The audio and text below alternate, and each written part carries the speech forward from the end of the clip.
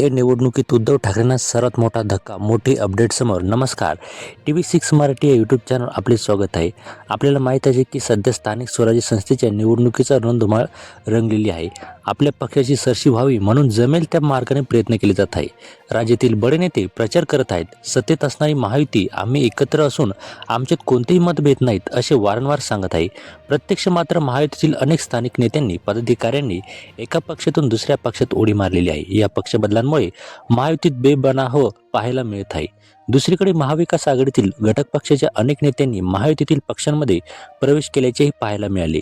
अशी असतानाच आता छत्रपती संभाजीनगरमधून मोठी माहिती समोर येत आहे. येथे उद्धव ठाकरे यांना जबर धक्का बसला असून एकनाथ शिंदे यांच्या शिवसेनेची ताकद इथे वाढलेली आहे.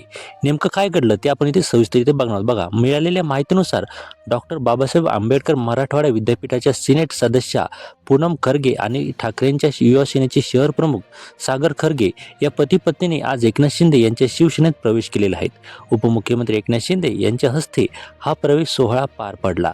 यावेळी छत्रपती संभाजीनगरचे पालकमंत्री संजय शिरसाट, खासदार संदीपान भुमरे तसेच युवासेना मराठवाडा निरीक्षक ऋषिकेश जयस्वाल उपस्थित होते. या पक्षप्रवेशावेळी खरगे दाम्पत्याने शक्ती प्रदर्शन केले. तसेच आगामी काळात पक्ष वाढवण्यासाठी पूर्ण ताकदीने प्रयत्न करणार अशी ग्वाही त्यांनी दिली. पूनम खरगे आणि सागर खरगे यांनी ठाकरेंची साथ सोडत एकनाथ शिंदे यांच्या पक्षात प्रवेश केल्याने आगामी महापालिकेच्या निवडणुकीत ठाकरेंना फटका बसू शकतो असे म्हटलेले जात आहे.